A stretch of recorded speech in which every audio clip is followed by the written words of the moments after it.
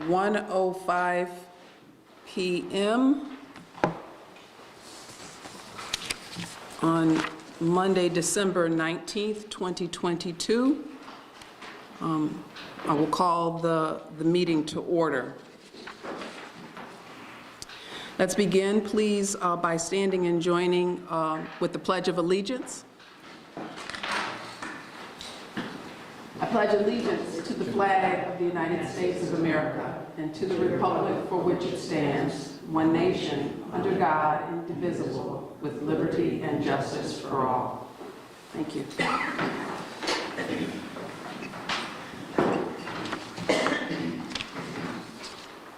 This is Tina Stanford. I'm the chairwoman of the New York State Board of Parole. Commissioner Krangle, are you present? Yes, I am. Commissioner Coppola. Yes, present. Commissioner Agostini. Present. Commissioner Berliner. Present. Commissioner Davis. Present. Commissioner Corley. Present. Commissioner Lee. Present. Commissioner Mitchell. Present. Commissioner Towns. Present. Thank you. And joining us is a very special guest, the Deputy Secretary for Public Safety, Mr. Marco Soler. I just announced your name for the record, sir. And you're also joined by someone from your staff. Could you please state her name for the record? A member of myself. Thank you. Our counsel is present, Yes, hi. Kathy Kiley, and also present is our associate counsel, Mr. Elliot McIntosh. Danielle Hilly, executive assistant to the board, is also present. Mr. Anthony D'Ambrosio, verbatim reporter, is present. Lorraine Morse, administrative specialist, and Chelsea Visveri. And also joining us for our doing our video recording is Ms. Laura Colucci, member of DOPS. I believe I've got everyone who's present on the record. Please join me for a brief moment of silence.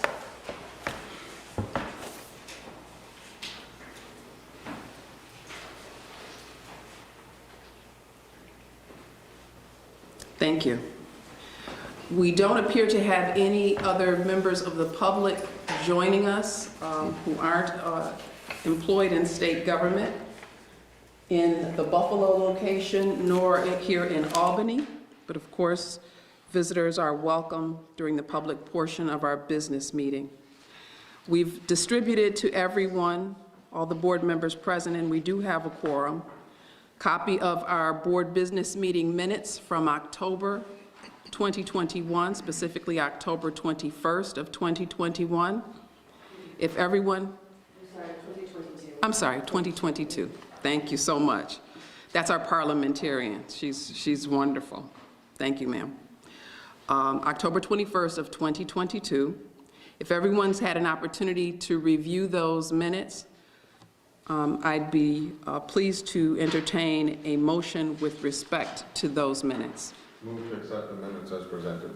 Thank you. Are there any further questions or comments? Is there a second? Second. Okay. So moved by Commissioner Mitchell, second by Commissioner Berliner. All in favor, please indicate by saying aye. Aye. Aye. Any nays? I abstain. Okay. I was not present. Okay, thank you. The motion is carried. In terms of our old business, we are revisiting emergency regulations. And so I'll turn this matter over to our counsel, Kathy Kiley. Good afternoon, everyone. A revised rulemaking is being proposed to amend the board's regulations, revising the amendments that were originally proposed. As everyone may recall, we went out for a 90-day comment period earlier this year. And therefore, right now, we are proposing a revised rulemaking. The newly revised rule text is adopted as an emergency rule, as a new emergency rule, not being readopted as we have previously. This would be effective upon filing, which would be today, which is what will happen next. It is necessary for the preservation of the general welfare and public safety that the amendment be adopted on an emergency basis. This amendment is adopted as an emergency measure because time is of the essence. The amendment ensures the revocation adjudication process that's consistent with the due process clause, and that releasees and other interested parties have appropriate notice of the procedures and other possible sanctions, or possible sanctions, not others. Because recent amendments to the executive law have changed material terms of applicable statutory provisions governing such procedures and have made such changes effective as of a date that does not allow for the normal rule proposal process, the emergency adoption of these rules is necessary to ensure the state continues to meet its obligations to public safety and to provide due process to the releasees accused of violating the conditions of their release. These rules will be placed on the DOC's website. Therefore, they will be there along with the assessment of public comments. And also they will be effective, well, actually we're going to be going out for a 45-day public comment period. So what will happen is they will be filed with the state register. That will be coming out on January 4th, 2023. I can't believe we're already there at 23 already. And we will have a 45-day comment period, which will continue until February 19th.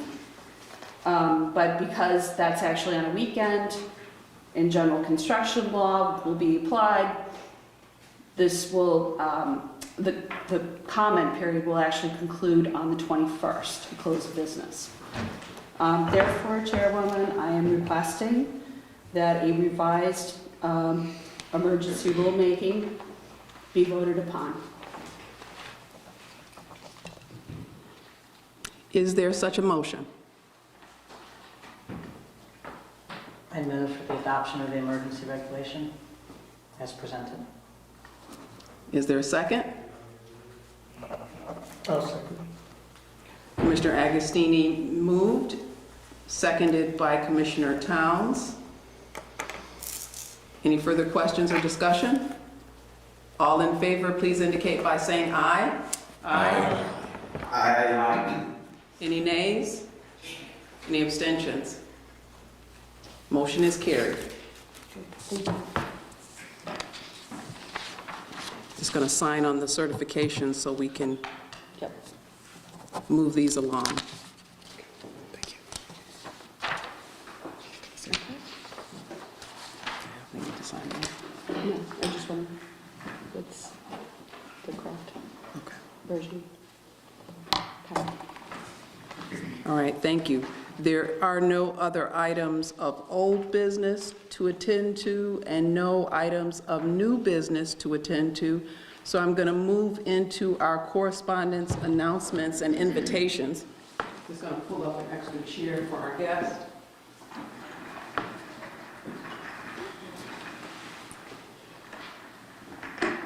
Deputy Secretary, would you care to join us, please? Absolutely. Thank you.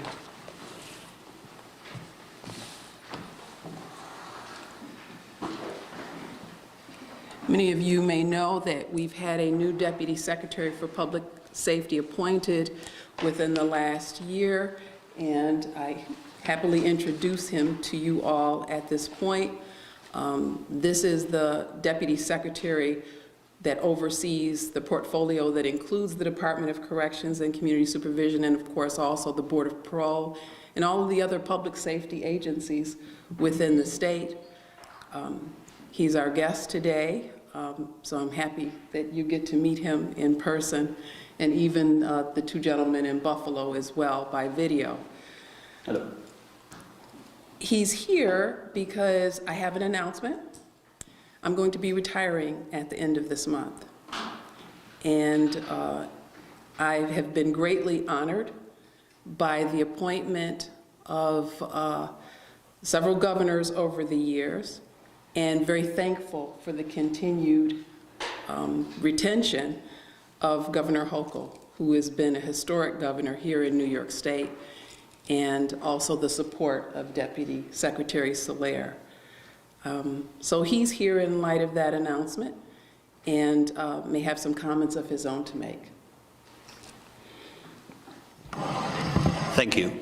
The first thing I want to say for the record is that you have, as you said, the full support of the governor, as well as, obviously, in my case, as a deputy secretary. So we are extraordinarily thankful for the opportunity to work with you, for the opportunity that you gave us in this entire year of working with us very closely. And it has been a true pleasure personally to interact with you and to make sure that we continue to do business. To that end, we obviously, Chairwoman and I spoke extensively about how to make sure that we have a peaceful transition, so to speak. Just for context, I used to work many years ago as a staff member for a board, so I understood how important it is to have transition. So I'm already working with the Office of Appointments to make sure that before the official resignation day, we have an appointed acting chair, and then discuss further with the Office of Appointments, not just obviously the appointment of a new chairperson, but also additional appointments that are needed for the board, and it's something that we have been trying this year. We know we need to step up the work. Second thing I would say is precisely we know it's important to make sure that the board not only has the stability, but also your staff. And I think what you will have while I continue to be for whatever it is, then the governor wants me to keep doing this job as the Deputy Secretary for Public Safety, to make sure that I'm a very strong supporter, not just of the board, but also of your staff. And so I think I work very closely with the chairwoman to make sure that we go and have and replace those vacancies, and we have hired people and make sure that your staff is here to provide you the help that you need in order to do your business. The third thing I would say is, from our perspective, so we will continue with whoever is the new designee, both the acting and the new chair, to provide that support because we know it's essential. And the third thing, which I think is essential, is the appreciation. I want to go back to the beginning, the appreciation that the governor has for this board and the importance of the board. The governor understands three things that I think are essential. One is about the rehabilitation of individuals, right? And to have an honest assessment as people go through and live systems or potentially leave the system, to make a thorough assessment as to whether or not that person is ready to re-enter society and to do successfully. And obviously, in this last state of the state, we came out with a number of proposals to make that possible, and we will continue to do that in this state of the state. The second thing is the governor understands, and I think all of you know that as well, and it is very clear in your website and in your documents, the importance of victims. And I think the board takes very seriously the work of victims, the experience of victims and the opportunity that they have to express their concerns about what has transpired to them. I have the opportunity this year to speak with a few people. Not that they agree necessarily with your decisions, but I had an opportunity to talk to them, which was extremely important, because ultimately this is not about whether or not people agree with the decisions, but rather about the process that we have set up here. So we want to strengthen that process and to reaffirm that commitment that we have to listen carefully to the interests of the victims. And the final is the independence of the board. I think the chairwoman knows that I have never called her and asked her anything else but to make sure that there was complete independence, that the board needed to have the support on all the logistics and all the things that are necessary to have a healthy and a strong board. But we know that you make your decisions. You are here to make your decisions collectively, and we will continue to support you as much as we can. So that's all what I came, and seriously, it has been a pleasure to work with you. I really would miss you very much, and hopefully wish you the best in your next step in life. Thank you so much. Much appreciated. Thank you. Thank you.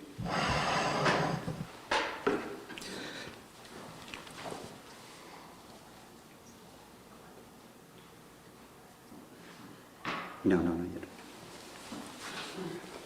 All right, well, that's it. I want to say happy birthday, belated, to Commissioner Corley. I think you're the only board member who had a November birthday, so happy belated birthday to you.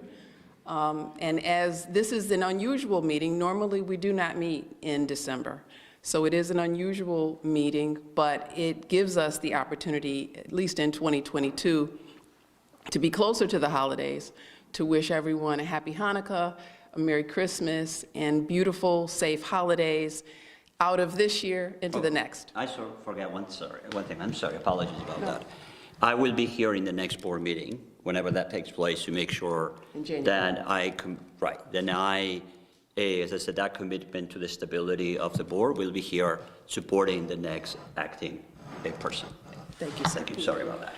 All right, so have happy holidays. At this point, I'd entertain a motion to conclude the public portion of the board business meeting for December 2022 and to enter into executive session to discuss confidential matters regarding personnel or other confidential matters regarding litigation with our counsel, and at the conclusion of executive session, conclude the board business meeting of December 2022. Is there such a motion? Well, before we do that, let me just thank you for your service to the state of New York. I know you've served in a number of different capacities, and it's been a pleasure this short time that we've been able to work here. But hope you the best in your next endeavors, but certainly want to thank you. I know what it's like to commit yourself to a full career public service, and thank you. Thank you, Commissioner Yeah, Towns. yes. Thank you. Chair, I would also like to say it's been a privilege to work with you. I'm sure Commissioner Coppola would say the same. I mean, we've been with you the longest, Yes. and you handled the transition great. So, I miss you. Thanks. For me too. Thank you both. I guess I would echo those same sentiments, and also want to say that oftentimes when we meet great people in this space of public service, they either become transactional leadership styles or transformational. You've been transformational. You transformed this space into what we have today. Equal opportunities, full of diversity and inclusion, that really speaks to the overall wellness of incarcerated individuals. And so I thank you. I thank you dearly, and congratulations. Thank you so much. You're welcome. Thank you all. All right, thank you. We're at the end of our public session, into executive session. Thank you. Oh, wait, I'm sorry. Oh, one. What did we actually do? Do we have to hang up? Oh, No, we can make a motion. oh, so I second the motion. you made by second? Commissioner Towns. All, okay, right, we didn't vote. All in favor, please indicate by saying aye. Aye. Thank you. Thanks Aye. again.